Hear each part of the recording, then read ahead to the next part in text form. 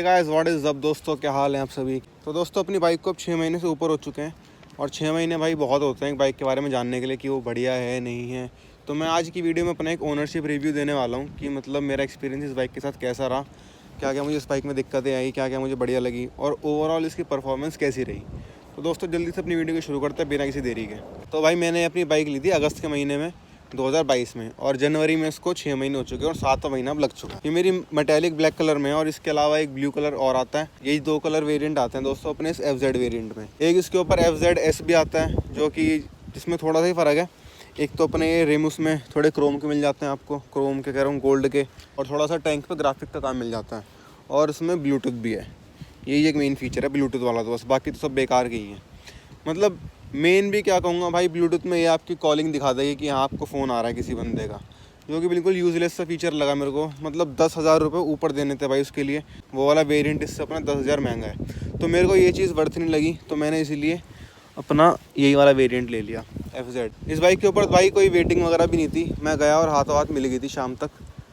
उन्होंने कहा ले जाओ कैश दो और ले जाओ, मतलब कैश में तो ऐसे ही होता है कि हाथों हाथ ले जाओ आके। FZS पे भी शायद कोई वेटिंग नहीं थी। और प्राइस की बात करूँ तो मैं ये मेरे को पड़ी थी 1,32,000 की। 1,35,000 कहा था उन्होंने, पर थोड़ा भाव तोल करके ये मेरे को 1,32,000 की पड़ गई थी, जिसके अंदर मैंने लेग गार्ड भी उन्हीं से लगवाया था। तो पता नहीं 900 रुपये कह रहे थे लेग गार्ड का, पर मैंने कहा भाई 1,32 करोड़ फाइनल कर दो इसी में, तो वो मान गए थे। ये मैंने दिल्ली से निकलवाई थी बाइक। दिल्ली में अपना रेट ये पड़ा था मेरे को अगस्त के महीने में। FZS इससे 10,000 महंगी थी, वो 1,42-45 कुछ की पड़ रही थी। मतलब 1,40 तक पड़ जाएगी आपको वो भी, अगर आप लेने की सोच रहे हो तो। तो भाई अब बताता हूँ मेरा इसके साथ ओवरऑल एक्सपीरियंस कैसा रहा। ये बाइक मेरी चल चुकी है,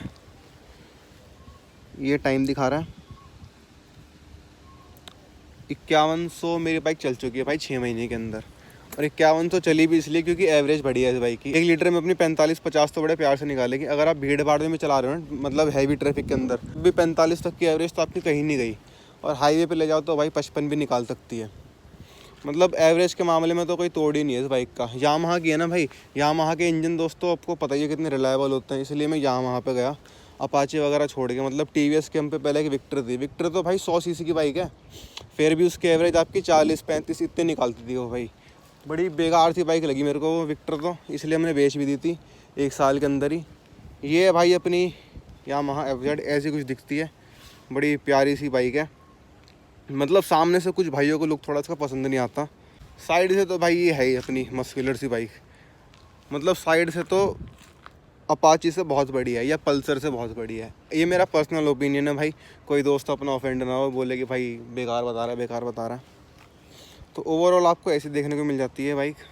तो दोस्तों 150 सीसी का इंजन है इसके, मतलब साथ में जो आती हैं अपनी MT भी आती है, R15 भी आती है, इन सब में 150-55 सीसी का इंजन ही आता है और लगभग सेम सी परफॉर्मेंस है। बस अपनी R15 और MT थोड़ी भाग लेती हैं इससे तेज़, हमें भाई भगा के क्या करना। और वो पड़ भी मेरे को मतलब 1,70-80 की पड़ रही थी R15, तो ये अपनी 1,32 की पड़ गई।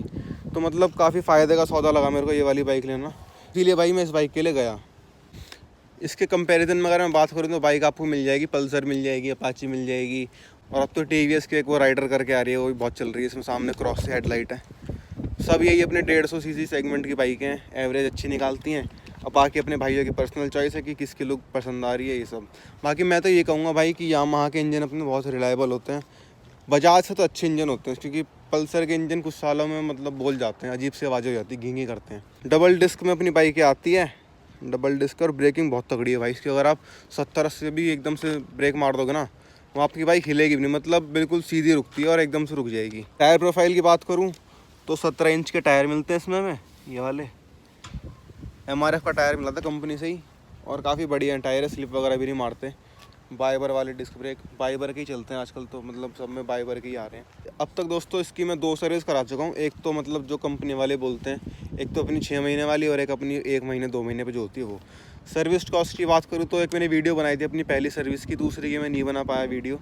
पहली सर्विस में मेरी कॉस्टिंग आई थी 550 या 500 रुपये के आसपास, जिसमें इंजन ऑयल और शायद फ़िल्टर चेंज हुआ था। बाकी तो कोई दिक्कत इसमें आई नहीं थी, मतलब अब तक भी कोई दिक्कत नहीं आई। सेकंड सर्विस मेरे को थोड़ी महंगी पड़ी थी, 850 पड़ी थी। उसमें पता नहीं उन्होंने इंजन ऑयल का रेट बढ़ा दिया क्या कर दिया, क्योंकि 500 रुपये का तो इंजन ऑयल ही था। 500 का इंजन ऑयल, बाकी इसके फ़िल्टर वगैरह थे। टोटल मेरे को 800 850 कुछ की सर्विस पड़ी थी।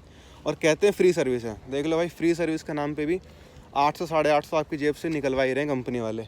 सर्विस में अगर बात करूँ तो मैं इसका इंजन ऑयल चेंज हुआ था, फ़िल्टर वगैरह चेंज हुए थे, और एक कुछ उन्होंने टंकी के अंदर कोई लिक्विड सा डाला था कि ये लिक्विड डालेंगे तो इससे आपका कार्बन नहीं जमे। और जैसे कि दोस्तों कोई भी चीज़ अपनी बिल्कुल परफेक्ट नहीं होती, वैसे अपनी ये बाइक भी बिल्कुल परफेक्ट नहीं है।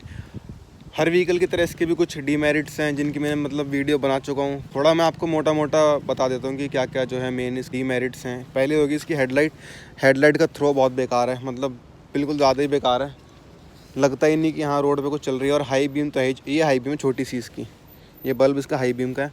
इतना अच्छा थ्रो नहीं, इतना बढ़िया फोकस और थ्रो इसका रोड पे नहीं होता।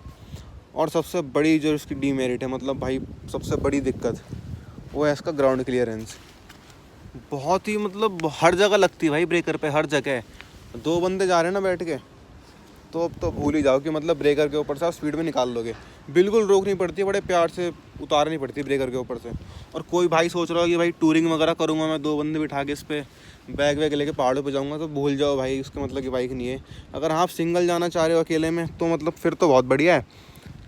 पर आप किसी को साथ लेके जाने की सोच रहे हो तो भाई सॉरी, ये बाइक आपके लिए बिल्कुल भी नहीं है। अगली जो मैं आपको दिक्कत बताऊँ इसकी, वो है भाई इसकी थोड़ी सी चीप प्लास्टिक की क्वालिटी। ये देखो, अभी से जो पैनल गैप है ना, थोड़े खुलने शुरू हो गए हैं। मतलब क्वालिटी इतनी अच्छी नहीं है इसकी प्लास्टिक की, थोड़ी चीप सी क्वालिटी लगी मेरे को। एक है दोस्तों इसका पिकअप, इतना ज़्यादा पिकअप नहीं है थोड़ा पावर लैग तो है अपनी इस बाइक के अंदर। अपाची से थोड़ी तेज़ भाग लेती है, जैसे कि अगर आप रेड लाइट पे खड़े हो ना, किसी भाई साहब की लग जाए रेस, तो आप थोड़ा पीछे रह जाओगे उसमें आपको थोड़ा फील होगा कि क्यों मैंने बाइक ले ली। पर हाँ भाई, पिकअप नहीं है तो क्या हुआ, एवरेज तो है ना इसमें, एवरेज बहुत बढ़िया निकालती है। अपाची से 10-20 फालतू ही निकालेगी आपकी।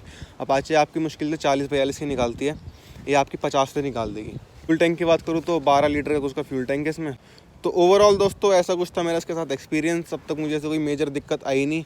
और हाँ, एक दिक्कत आई थी मेरे को इसकी इंजन लाइट की।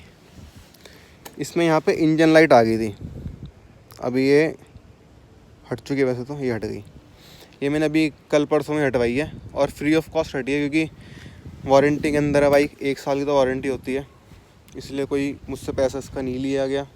पर भाई आनी तो नहीं चाहिए थी वैसे, इंजन लाइट भी है, पता नहीं क्यों आ गई। नई बाइक है, कोई छेड़ा खानी भी नहीं करी तार के साथ। फिर भी सर्विस कराई थी मैंने इसकी कुछ दिन पहले ही, 6 महीने वाली, तब शायद कोई तार हिल गया होगा इसलिए लाइट आ गई।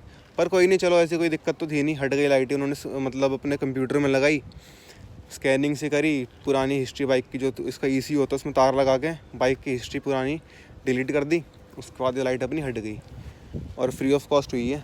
आप भी देख लेना भाई, किसी भाई को अगर दिक्कत आ रही हो इंजन लाइट में, तो वो जाके शोरूम में हटवा सकता है फ्री ऑफ कॉस्ट। तो भाई अब अपनी वीडियो को ख़त्म करते हैं। मोटा मोटा सब कुछ बता ही दिया कि कैसी अपनी बाइक है, क्या नहीं है। दोस्तों वीडियो देखने के लिए आपका बहुत बहुत धन्यवाद। Bye bye, take care.